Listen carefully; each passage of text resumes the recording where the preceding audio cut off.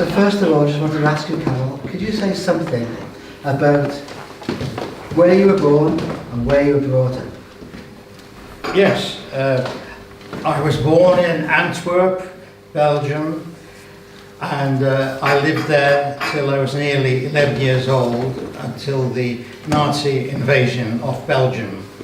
And owing to the fact that, by a very strange historic reason, it's too long a story, that my father had dual nationality until he was 21. And when he was Anglo-Belgian, and when he was 21, he had to relinquish one of the nationalities, and he relinquished, to everybody's surprise, he relinquished the Belgian, and he remained British. He'd never been to Britain in his life, couldn't speak the language, but it was all because of something that happened years ago. But hold on a second, Karel, this is a really important story. I know you say it's too long, Yeah. but I really think that this is a really important point. Can you say how we got dual nationality? Yes, my great-grandfather in 1860 was approached, in Belgium, was approached by the British government, asked if he'd like to come to London to cut and polish new diamonds for one of Queen Victoria's crowns. Right. And he accepted, and he came to London with his wife, and after 2 years my grandfather was born. Because he was born in London, his birth was registered by both the Belgian and British consulates, and he was given dual nationality. But he returned to Belgium at the age of 4. When he was 21, he relinquished the Belgian because he didn't want to go into the Belgian army, apparently. And this was passed on to my father, and it was passed on to me. And I took my oath of allegiance in the food office in the High Street in Bangor, and took my oath of allegiance to the Queen, standing in between bottles of concentrated orange juice. And I became true Welshman. I hope.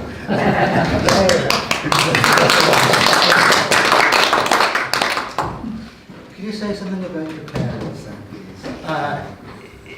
Yes, I had the best parents in the world, but they were overprotective and made me very nervous. And because of tremendous anti-Semitism penetrating lots of countries around the borders of Germany, they were very frightened, and they brought me up trying to make me think that I wasn't Jewish and that they weren't Jewish either, and that presented great difficulties, and it's had an effect on me for the rest of my life. I won't go further because, as far as I'm concerned, people's races don't matter. We're all human beings. Yes. And when I meet people, they're just human beings to me. I either like them or I don't like them. I won't say more than that. Yes. But you were born in Antwerp. Your father was born in Antwerp as well, wasn't he? Yes. Did I say something about your father? He was born in Antwerp, but he was also an artist, wasn't he? Yes, he was a very frustrated artist. He had a very tyrannical father, my grandfather, and at the age of 14 he had to go and start working in his father's factory, which was a diamond polishing factory. And he hated it, but he became very good at it. And at the age of 17 he started to go to evening classes in the academy in Antwerp, and he met a lot of artists who helped him a great deal. And I feel that had he had training, he would have got somewhere where I've got now, perhaps, which he couldn't achieve. So I felt very sorry for him in that respect. Yes. But you had many exhibitions with your father, didn't you? Yes, I've had several two-man shows with my father. Yeah. And then you used to do something special on a Sunday afternoon together, didn't you? Relating to art. Oh yes, on Sunday mornings. Oh, Sunday mornings, right? Yeah, from about the age of 4. Yeah. He started to take me to old churches and art galleries, and I got very drawn to religious art, and though I wouldn't say that I'm religious myself. I think I am religious, but I am drawn to to all sorts of things to do with all kinds of religions, because I think that they all lead towards the same thing. That's a personal opinion, and I feel it should unite people rather than divide people. And what I've noticed from childhood onwards is that at schools, especially at schools, a lot of division is caused, making children divide up. Yeah, that's all I can say. Yeah. You know, when you were father and you used to go around the art exhibitions. Yeah, when we went around art exhibitions, I went for the painters which were ridiculed at the time. Tell us about and they are now very well-known artists. Yeah. And artists everybody laughed at. When I was a boy, it was James Ensor. And I love James Ensor. And Constant Permaker, he was laughed at, and I must tell you now that I was very friendly with Cuffin Williams. Oh. And people wouldn't believe it now, but if I was seen in the street with Cuffin Williams, people would stop me and say, "Listen, you don't go back with that idiot, his paintings are rubbish, absolute rubbish." And I say, I like them, and people forget that. Were there any of the old masters that you used to enjoy seeing in Antwerp? Old masters? Yeah. Oh yes, I liked the I could hear Rembrandt. very early. I liked Patinier.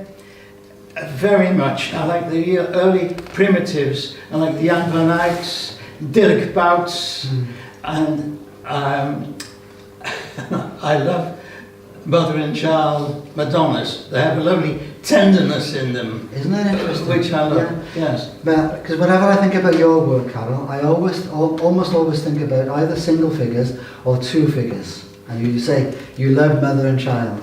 Yes.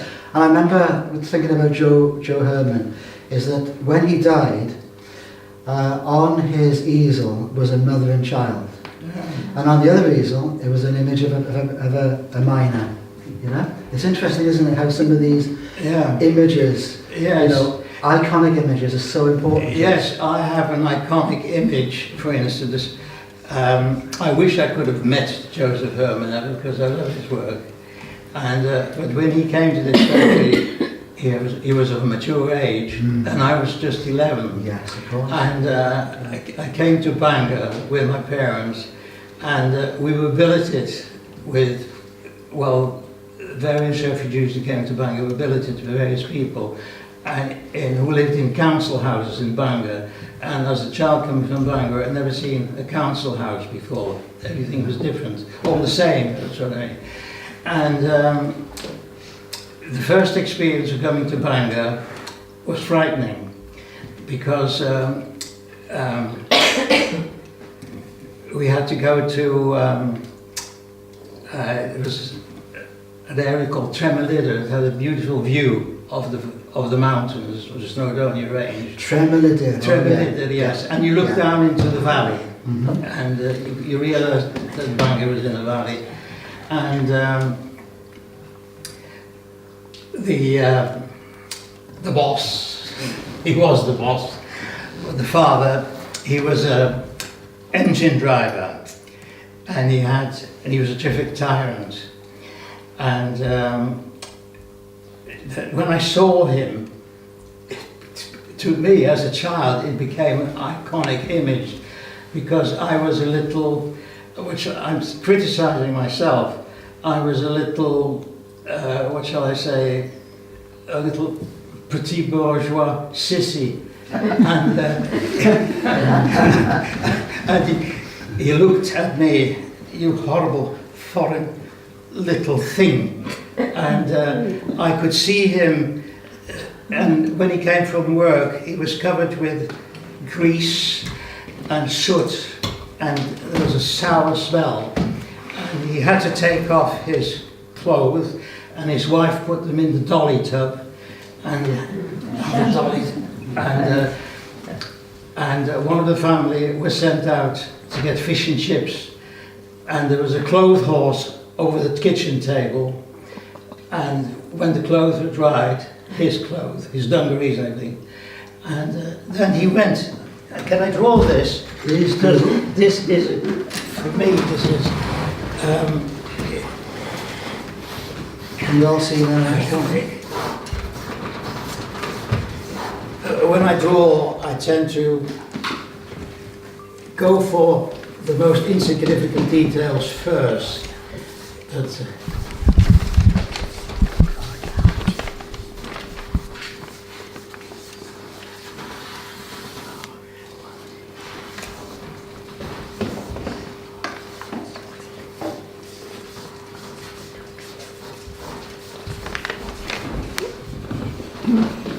and he had a mean mouth turned down.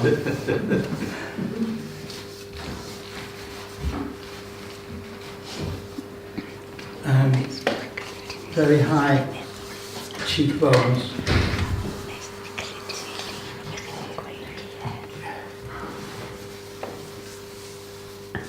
And this was his railway cap.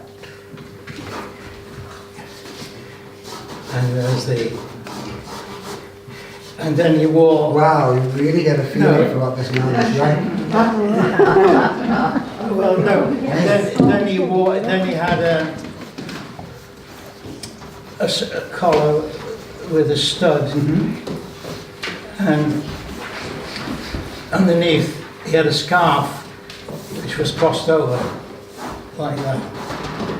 That was to protect him when he was driving the train, was it? Or? I think so, yes. And then it was all taken off, and of course he had L that made a great impression on me in brass, you know, LMS on here. Liverpool and Midlands Railway. And this was sort of, oh Wow. and this is, and he looked at me with disregard, you horrible little thing, you know. And I was very frightened there because he had two little boys called Bobby and John. And John was about a year or so younger than I was.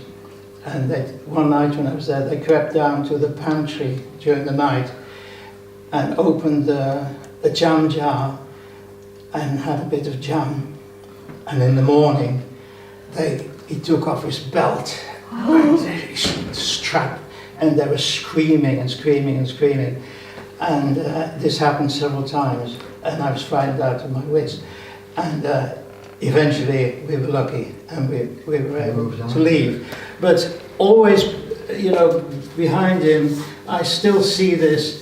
They had this sort of Art Deco, which was customary in every house there. Oh, no, no. Art Deco mirror, suspended by two chains. Yes, oh Yes. How many of people got that in there? Anne, I can see you got one. I could have been it, do I? And then two barley sugar twist candlesticks on either side, and the packet of, behind one of the Woodbines. candlesticks was a packet of woodbines, 5 woodbines, and he used to flick the packet with his thumb, and up came one of them, and he put it in his mouth, and he looked at me. I'm the master of my house. You little foreign thing. And then probably he had this little woodbine there, you see. Oh, yes. And this is the sort of impression I got. That is wonderful.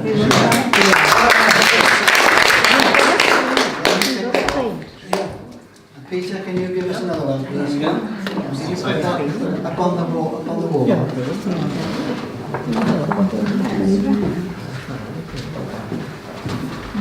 I I'd like to take you back, if I may, for just for a few minutes. Because we talk about going to Bangor, but we'd really like to hear, if we may, how it was that you got from Antwerp to Britain. It was a horror. There were 9 days of horror, and I still get nightmares. Although I'm 89 now. 9 days of horror, yes, right. Where I've seen terrible things. And I just want to tell people that on the radio every day you heard Hitler, and I heard Hitler on the radio every day. And some people here met us. And you heard, and one of the things Hitler was shouting was, "Wir wollen ein Deutschland, ein Reich, ein judenfrei Deutschland." We want one country, one government, and a Jew-free Germany. And I'd seen on the newsreels in cinemas, you got Pathé Pictorial, and in Belgium you saw it in French, and it had subtitles in Flemish underneath it, and they were usually 2 weeks old. And then it was usually Grande Bretagne, Great Britain, and you saw warships with guns. And this is Britain, you know, bang, bang. That's all I knew as a child of Britain. And the next thing was Allemagne, Germany, and then it was Les Juifs en Allemagne, the Jews in Germany, and you saw Jewish people being, especially Hasidic Jews with black hats and hoods, and women being tied up with ropes and being tied to two-wheeled push carts and pushed around the streets with the Jew on them. And I thought that if the Germans would come to Belgium as a child, that my parents and I would be pushed around the streets in a push. I never even visualized the Holocaust, and I could not visualize that. No, but then anyway, we were bombed at 4 o'clock in the morning. We lived near an airport. So you were bombed? Bombed, yes. Right. But they were panic-making incendiary bombs, which whistled but didn't create much damage. And you could pick them up in the street. There were little things like that, like cotyledons. And frightened, right in the cellar. And then after a couple of days, a courier came from the British consulate to say that we all had to get away to the station, the main station, the central station, and head for Ostend with 1 suitcase each, because my father was British. And we had to run, there's a big square in front of the station, and there were Jewish refugees coming from all over Europe converging into the station, and there were French troops lying on the stairs, bleeding and being tended to by nurses. And then there were Belgian fascist people like the BNP in this country, and they were lining and they were laughing at the Jewish refugees, mothers and children laughing and jeering at them. And I always remember that 2 men grabbed hold of one of my aunts because she wasn't Jewish, and they said to my aunt, "You can't run away with these Jews." And my aunt said, "My husband is a Jew and I'm running away with him." And then he punched one of them, and he punched him hard, and that made a terrific impression on me, and it created fear, because there is something. As I talked, I didn't know what I was going to say. I saw this cowering, people bending towards each other. Yes.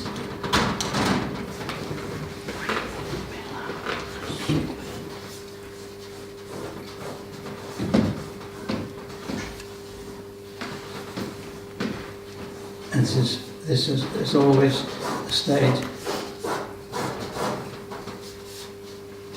with me, and then suitcase in one hand.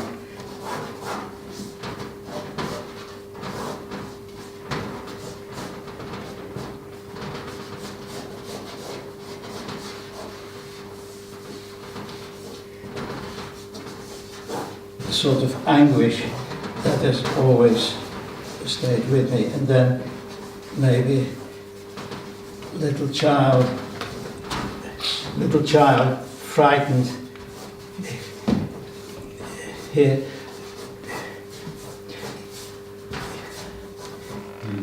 And then jeering people, laughing on both sides, yes. So that's an image which has always stayed with me. And that's so powerful. Yeah, so that's... So that was Antwerp Station. That was Antwerp Station, yes. And then the train got machine gunned as it went to Ostend, but with backwards and forwards. Blue tack there, please, Pete. Blue tack on the back. Yeah, I'll be very brief. No, I'll be very brief. There's someone there. Oh, there, sorry. Right, okay. I'll be very brief. There's just one more thing which really scared me. We were going 2 boats, and the first one got machine gunned and bombed. There was a time bomb underneath, and we had to rush off. And 2 of the people who signalled to German planes with flashlights got shot by Scottish troops on the quayside in Ostend. I saw the bodies. And we got on another boat, and you had to line up to go in the hold, and you had to be examined by 3 British men. And they sat behind a table, and I'd never seen English people before. Oh, of course you have. And I hadn't heard the language. I hadn't seen such tall people. And they looked at my father, and they spoke to him in English, and my father didn't understand what he meant. And they went like this, and my father got out all his papers, the passport, and they dropped everything on the floor, and they told him to get out.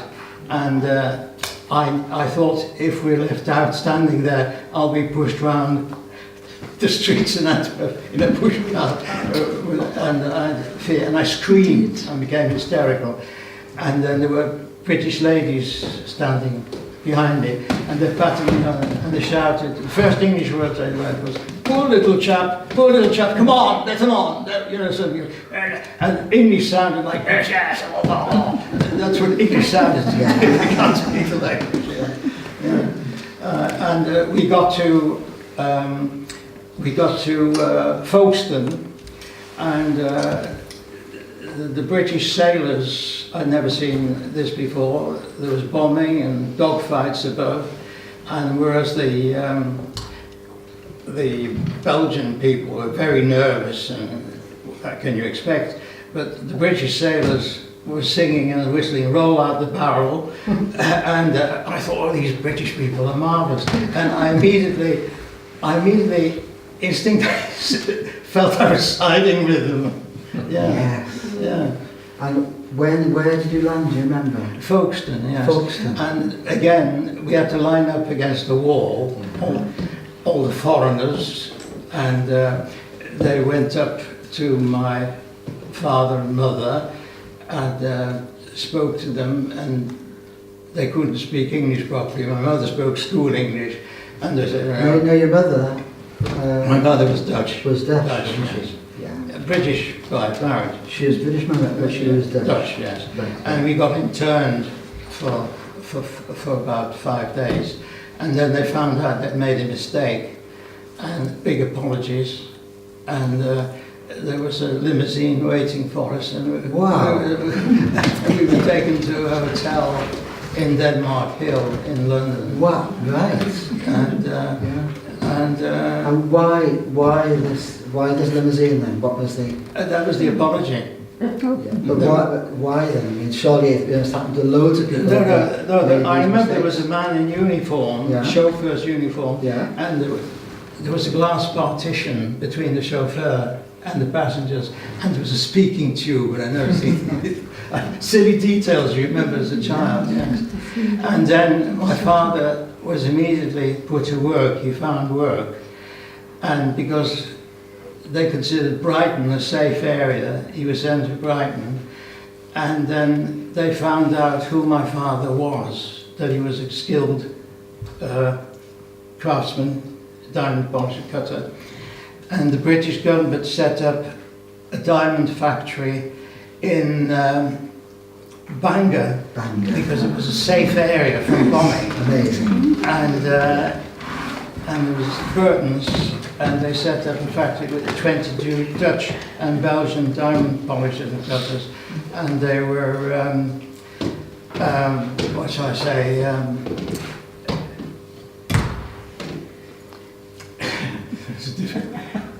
all foreigners in a strange country and behaving very strangely, and people in Bangor being either very friendly or very suspicious.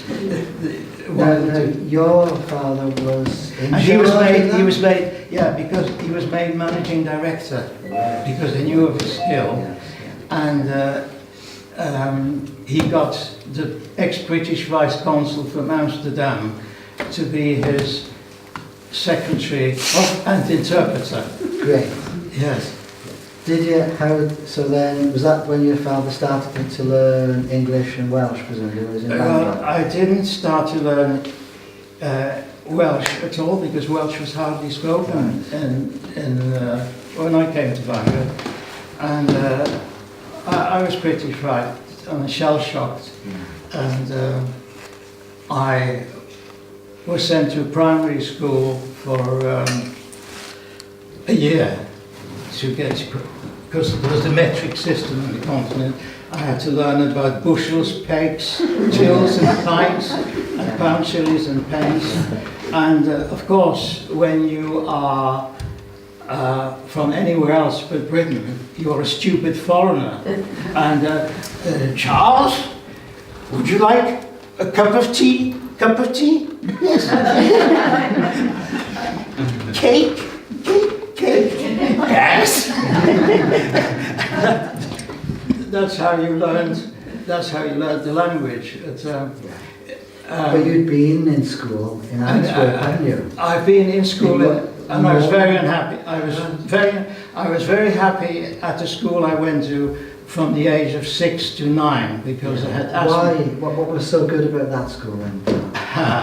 Because there was no religion taught. Aha. And there were Protestant, Catholic and Jewish children there, and nobody knew what any. There was morality. Yes. 2 lovely teachers, but you only go there till 9. I was very happy there, and it was French speaking. And then I had to go to a state school, and my parents said I could partake of religious instruction, but the first morning of the school,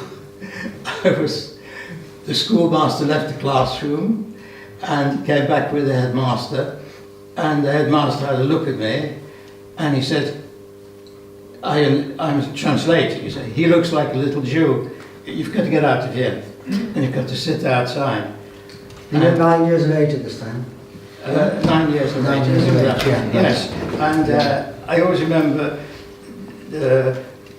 what shall I say, another little boy turned up a couple of days later. He was Dutch and he was Protestant, and he wasn't allowed to stay either. So we both sat there for 3 years. What on earth are they talking about then, Karel? Do you know?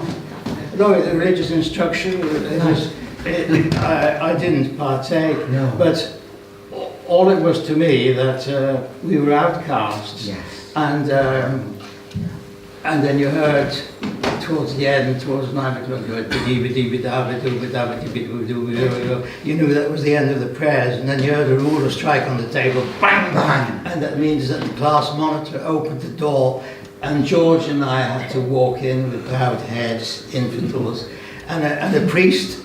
2 priests came to the school every Friday morning, and they told the boys that George and I were both going to go to hell when we died, and that George was going to burn for 8,000 years because he was a Protestant. Yes. That I was going to burn forever because I had killed Jesus Christ, and that was together with all the Nazi propaganda and all that. Yeah, I won't go further because Bangor became the important thing. Yeah, and in Bangor, they were the formative years really. And thinking about Bangor for a second, what was can you remember your very first impression of North Wales? Yes, I can remember my very first impression was probably engine driver Yeah. and his wife, Yeah. and also that people were very, very quiet. Right. Very quiet. Yeah. My parents, my mother told me when I spoke not to wave my arms about, because only foreign people do that. English, British people keep their hands beside them. So I walked about with an imaginary elastic band and did all sorts of Yes. things. I remember being taken to the primary school by a boy who came to fetch me. He was sent to fetch me, and when we got there, he left me there, and it was playtime. I was standing against the wall, frightened, while all the children were playing, you see, and the boys were going around playing Spitfires. Yes. And I was already thinking like a little old man, you see. You know, they don't know what it's about. No, well, they don't know what it's about. Silly. And then I thought, well, you'd better hide in childhood yourself. Right. Stop being an old man, become a child yourself. You actually said this to yourself? I said this to myself, and I took a solo flight. And I got up, and on my own I went, and then they suddenly about 8 of them came around me. And then they said, "You from Belgium, eh?" And I said yes. And then they said, "See something in Belgium?" And there's no such language as I have Flemish. And I said, "Goeiemorgen," which means good morning, you see. And they didn't like that, and they flew away. And then they went into a conclave, and then they came back, about a dozen of them, you know, with a squadron leader. "Tell us, what's shit in Belgium?" I told them, and from that moment on, I was accepted.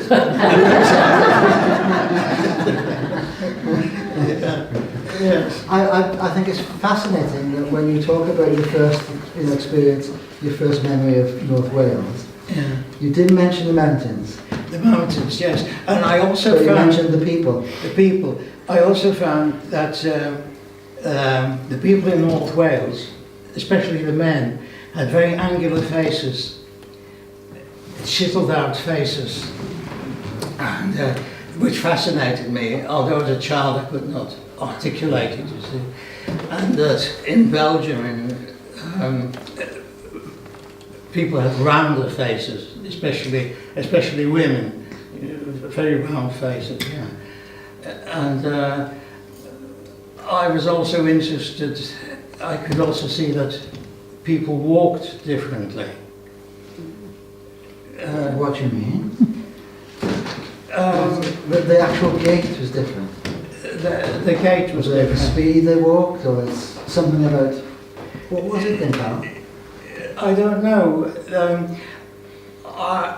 I think maybe because in North Wales people live in a hilly country, but they walk with their legs apart more. But isn't it amazing, as a youngster, this is what you observe, is quietness, how people walk. It's interesting that I was reading what you said a few years ago about, you wrote this statement, artist statement, about your art. I think it must have been about 2000, and it sort of fits in what you said now. "I feel compelled to paint my fellow men and women in their environment," exactly what you've talked about now at the moment, whether urban or rural, whatever they may be doing at the time. My landscape subjects are painted at any time of the year, with a preference perhaps for the seasons, autumn and winter. Most of my work is done in North Wales. I was brought here at the age of 11 during the war, and it is where I have chosen to live the following 61 years. I wonder whether this makes me a Welshman. Of course, it does, without any question whatsoever. Painters express themselves visually, and my tubes of paint and bottles of ink, and we've got charcoal, and I don't know, what is that then, Carol?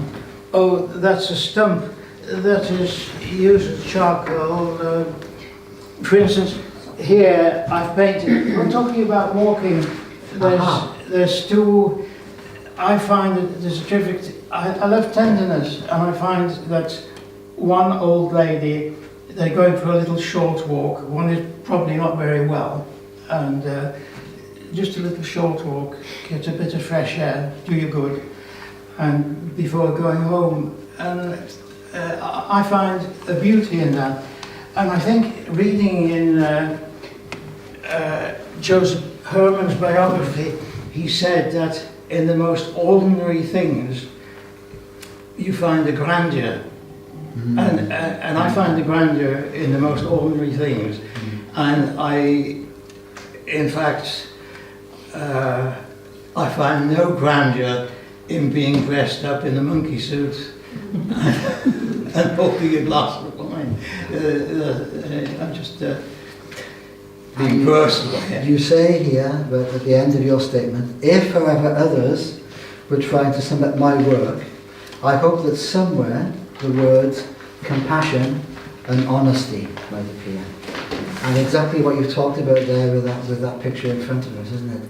That sense where you understand that feeling of those two figures. Yeah. You know?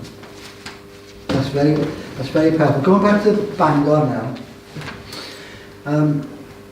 You moved from Bangor to Beaumaris, didn't you? Yes. And there's you as a family have got a very special niche in Beaumaris relating to this 15th century house. That Yes. I think people would be really interested to hear about this. Yeah, well, I'll tell you about that. My father was a keen collector of antiques, and one of his grandfathers, his maternal grandfather, had an antique shop in Antwerp, and he collected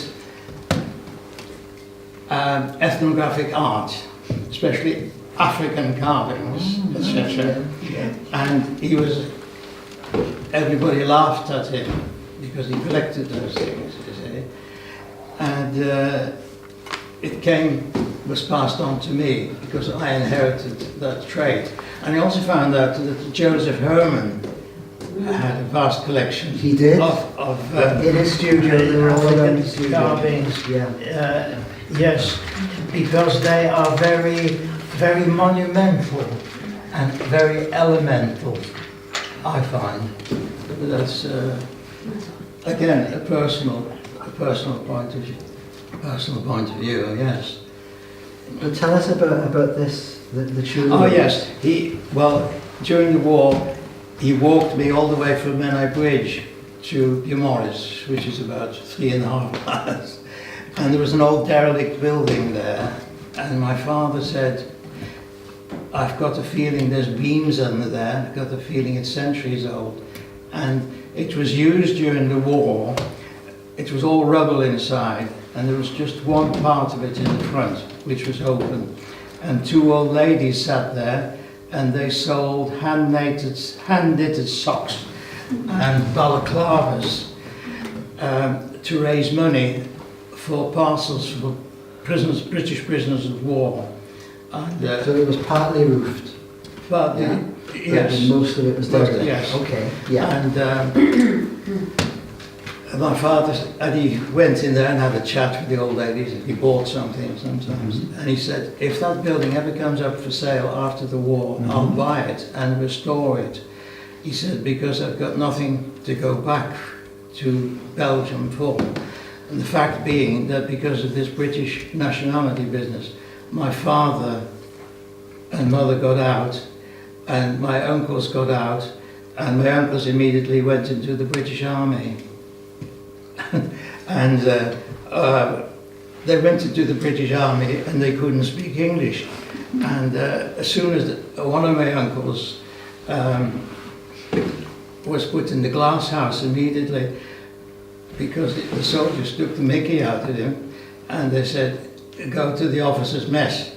And the glass house meaning some sort of prison. Yeah? Oh, the glass house was army prison, yeah, for temporary. Yeah.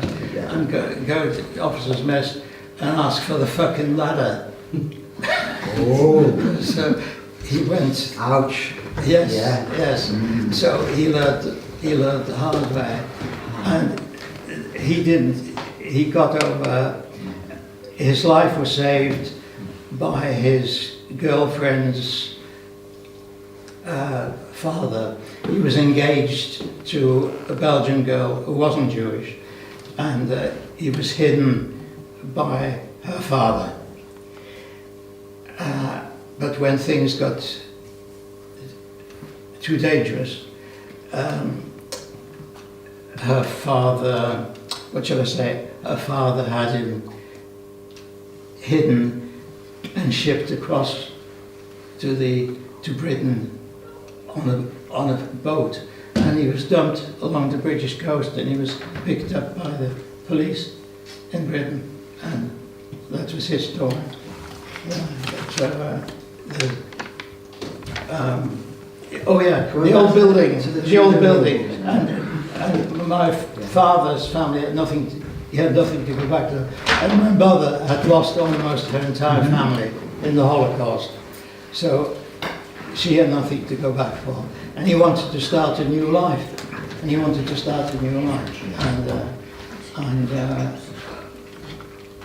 I benefited from it.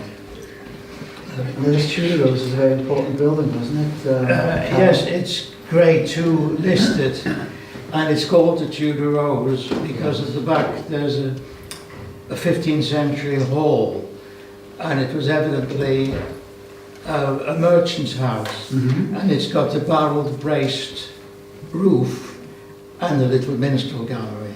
Wow. It's close to the public now, but I had to sell it. I could not. So he did buy it? He did buy it, and he did restore it. Did you help with that? And no, I didn't help with that at all.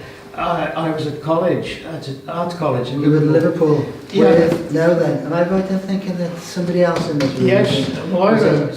Moira. Right. You were in art school with Karel Lek? Yes, yeah. but I was only 17 when I came, and she was 3 years older. Oh, right, yeah.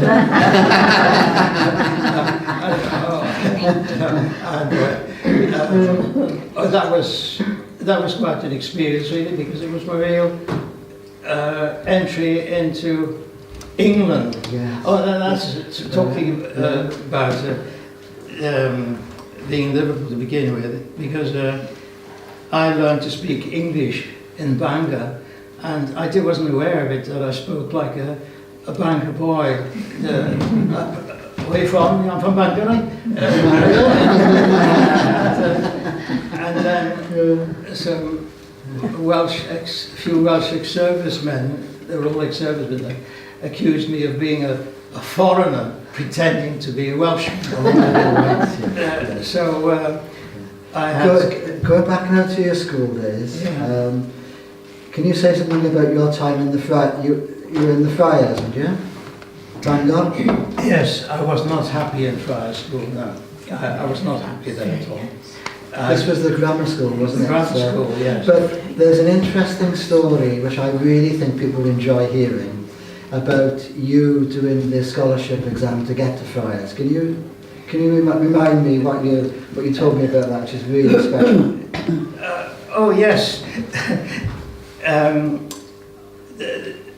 There was much later, when I was already in Bangor for about 5 or 6 months, another Belgian boy turned up. His grandfather had been sent to the factory because he'd been in Britain during the First World War. He was not Jewish, and we had to take a scholarship exam to get into Friars because we were too old to be in the primary school, you see. So the English paper question was, choose one of these 4 subjects and write an essay about it. And both of us, we thought that we had to write 4 essays. And we wrote 4 essays. And as far as mine was concerned, it was about a third in English, and a third in French, and a third in Flemish. Fantastic. All mixed Amazing. up. And then they sent our paper, the Cymru Education Committee sent our papers to the Belgian government in exile in London. Can you believe that? That's absolutely amazing. Yeah, and the Belgian government in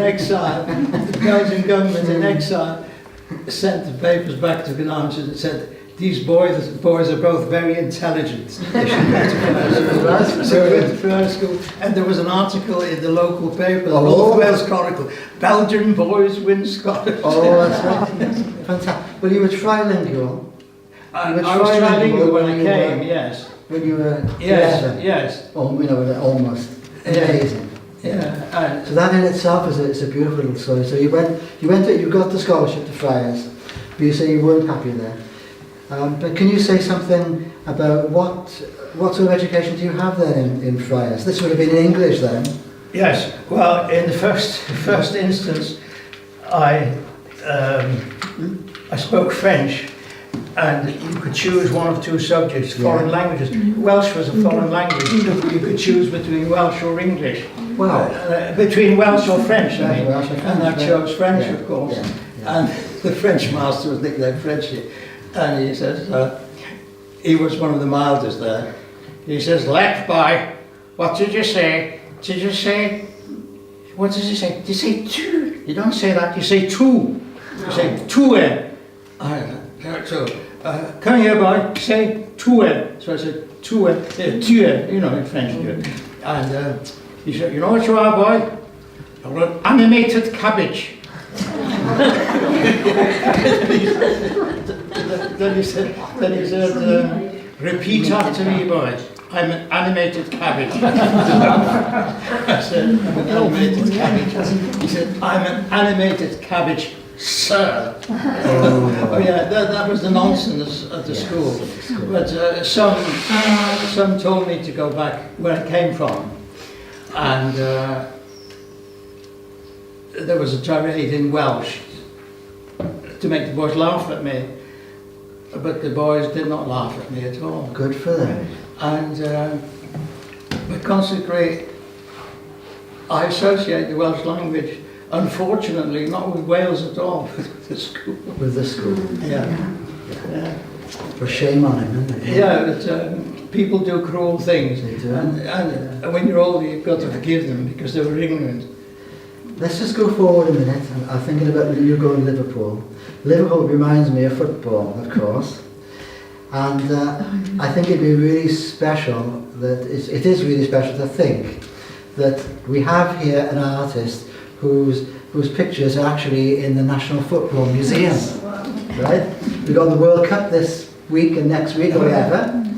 Tell us something about this, about how your pictures got into the Football Museum.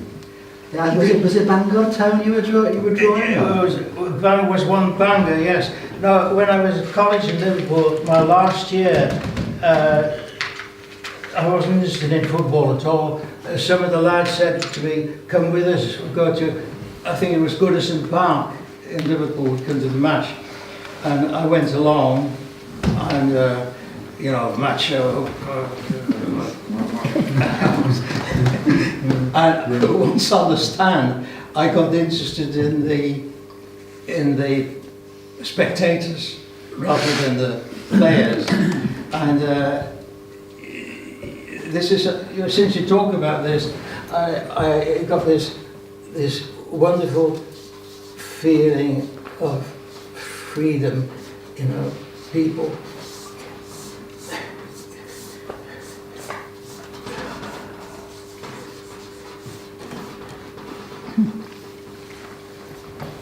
Come on!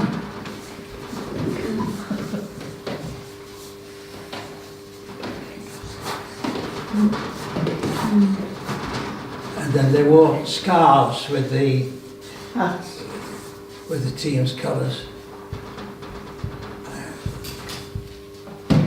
Shouting away, come on!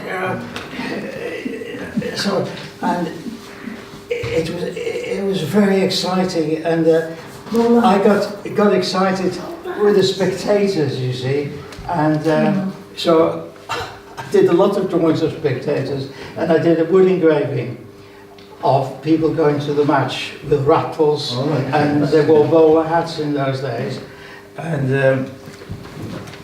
they walked about 5 or 6 abreast. And there was an exhibition called 90 Years of the Football Association, and they celebrated it with an exhibition at the Royal Academy, and my wood engraving was accepted, and it was published in a book which they had, but it didn't sell. Lowry had his famous painting of, that didn't sell either. That was in 1953, yes. And I got it back, and then a couple of years later I had a letter from the ITV, which was starting. Could they use it? Could they use it at the beginning of a programme called Sport on a Saturday night? And it meant that the presenter was leaning against the mantelpiece, and my picture was blown up and over the mantelpiece.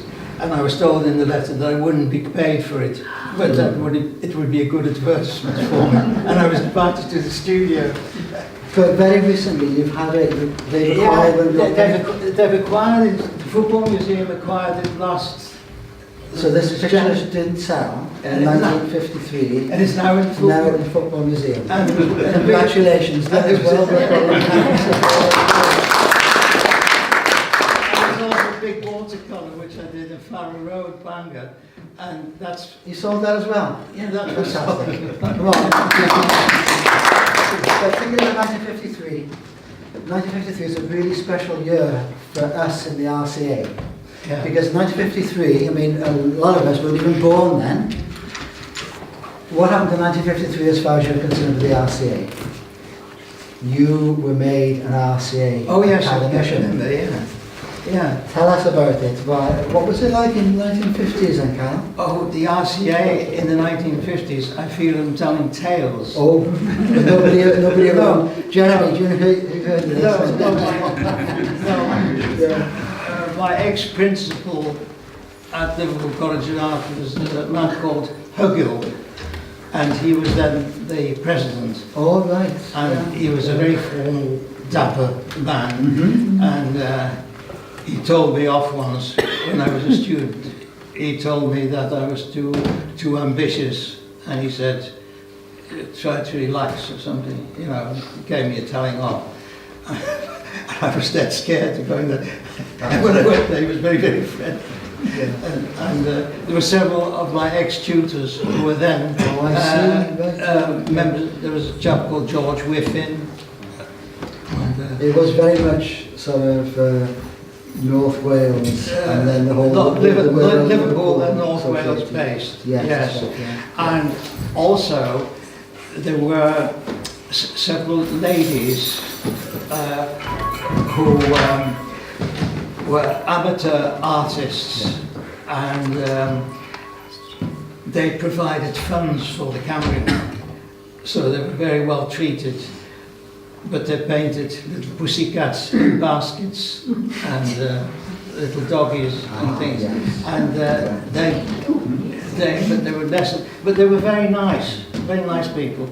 But they gave the Cambrian a rather bad name at the time, but it went up a bit.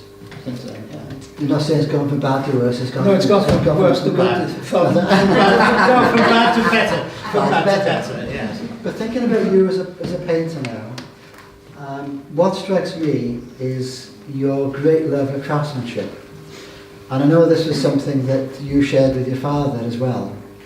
Could you say something about how you see painting, you know, craftsmanship fitting into what you're doing? Well, I don't consider myself to be a great craftsman at all. I am purely emotional.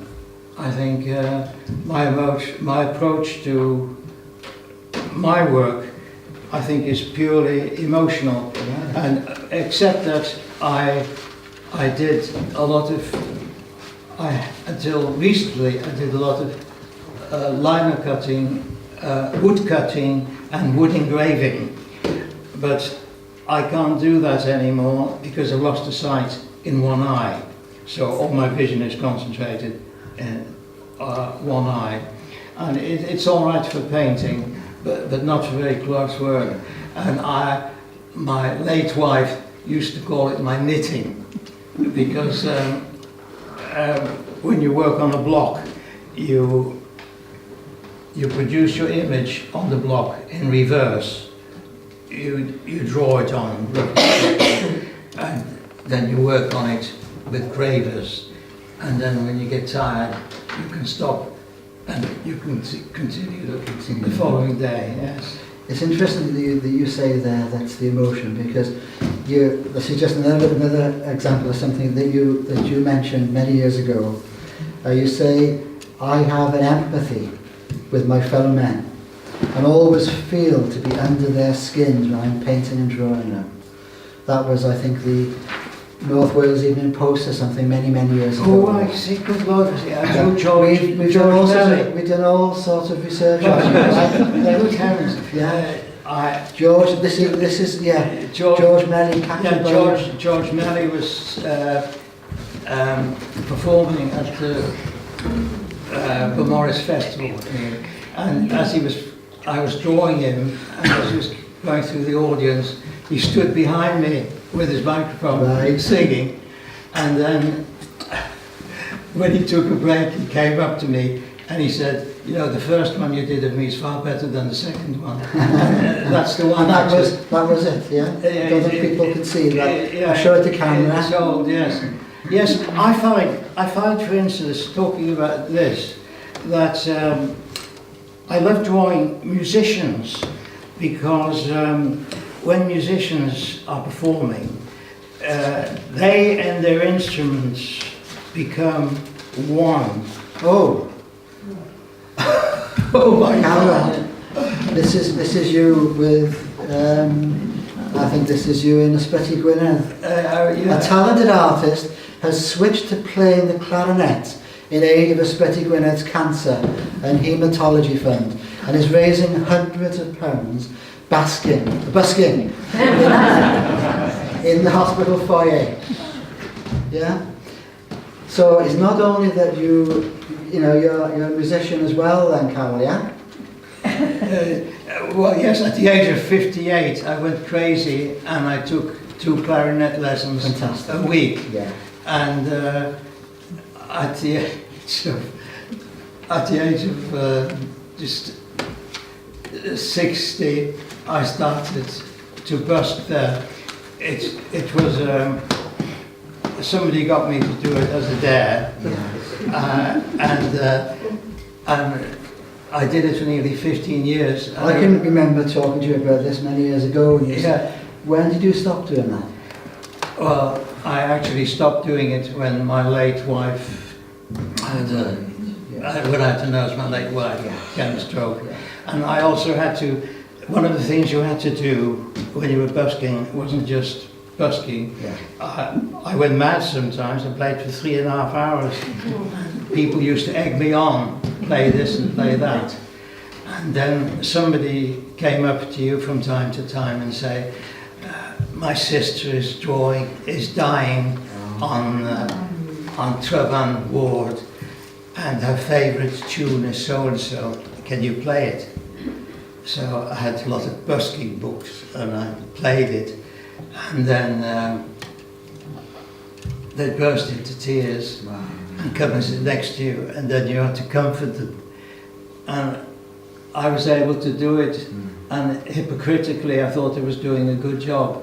But after my wife died, I couldn't do that anymore. No. But I had some very funny experiences. Can you tell us one? Well, yes. Talking about that, can I use a piece of charcoal first to explain? No, to explain. Just to explain.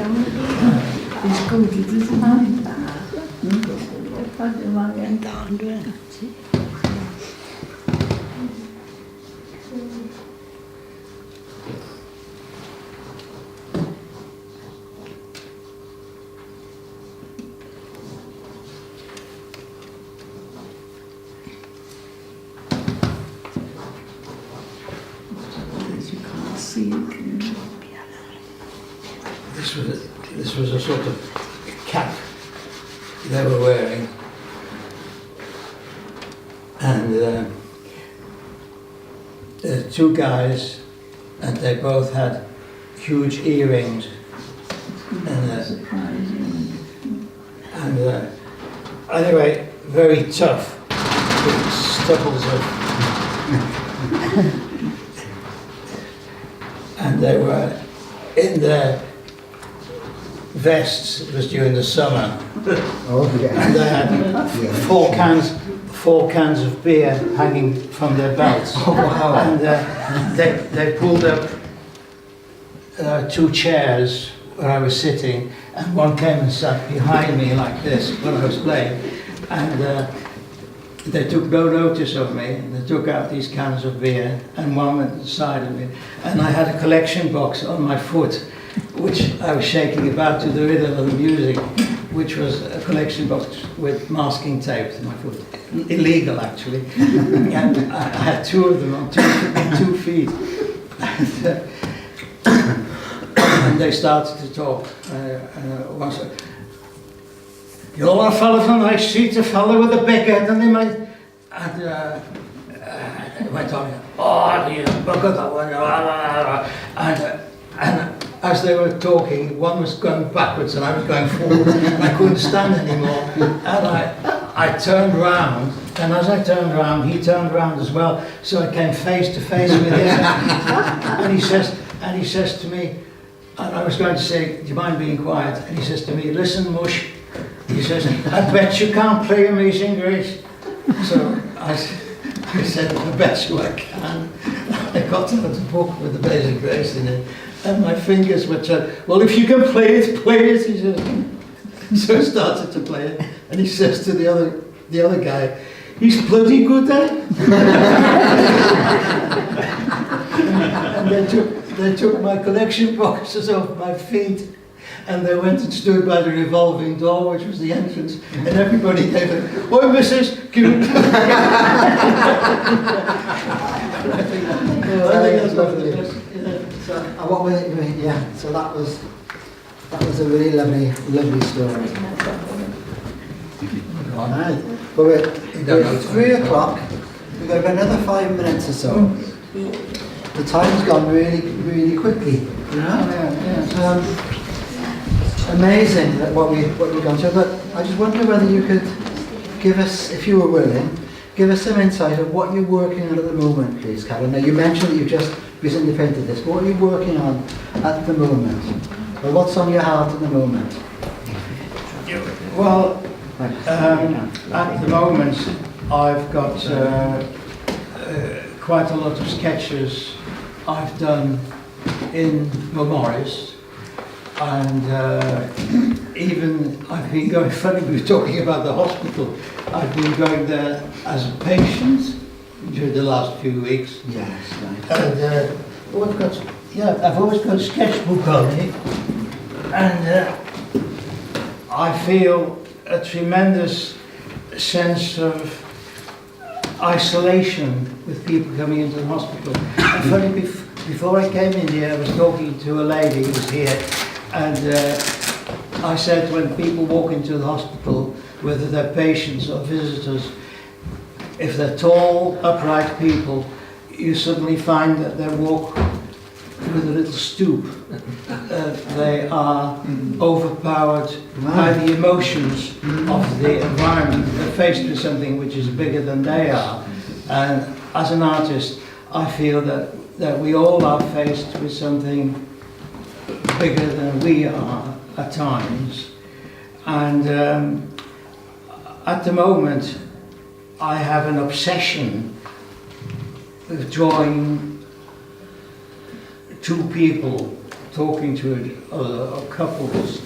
And for instance, there's one thing I find where we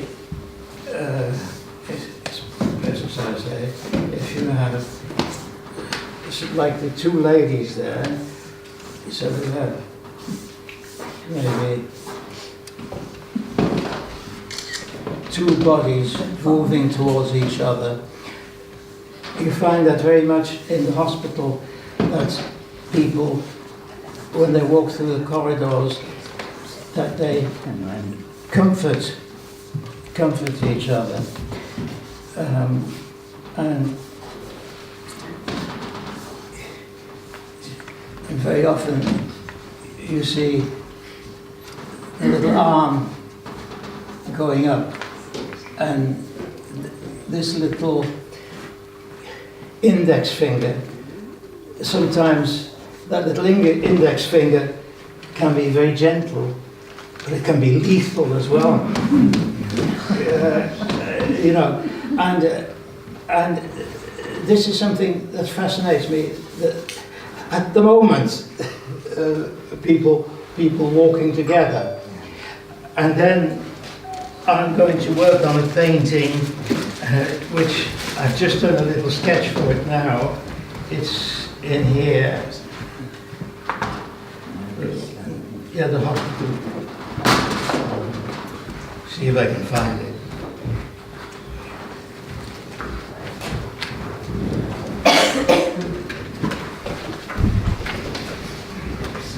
See people, nothing to do with each other, but they're all.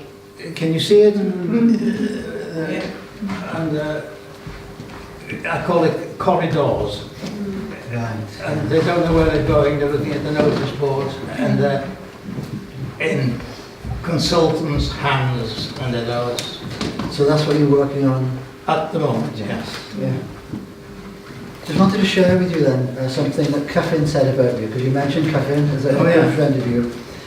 And Cuffin said this, it fits, it's special because I think as it shows how much Cuffin understood the cultural background that we're talking about here. It is fascinating to see how Karel Lek has fused the continental way of the Flemish paintings with our local sea. His is personal, yet traditional, honest and sensitive, and anyone who has met him is fully aware of the warmth of his personality. In him, we have a link with the continent and its long tradition. He and his work should be appreciated, since they are of immense value to our community. That was Cuffin Williams writing.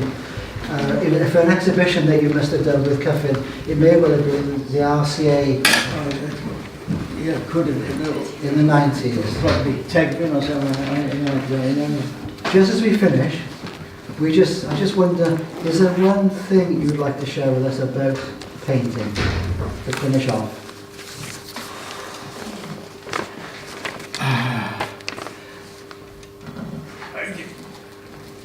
All I could say is my advice is paint and sculpt with your heart. That's all I can say. Not with your brain, not with your intellect. Though there are artists who are intellectual artists, and I'm not one of them. Yeah. Now above the building here, this is called the Miners' Welfare. Yeah. There's a very special plaque, and what it says is Adeiladwyd gan dlodi, nid cerrig ond cariad yw'r meaning, which my translation is built by poverty, not stone but love are the bricks. Thank you, Carol. Really.